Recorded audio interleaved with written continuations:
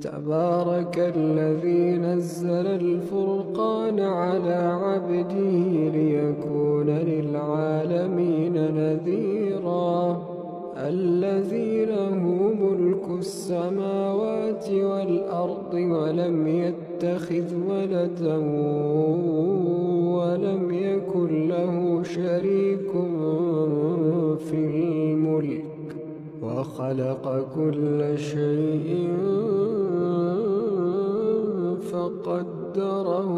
تقديرا واتخذوا من دونه آلهة لا يخلقون شيئا وهم يخلقون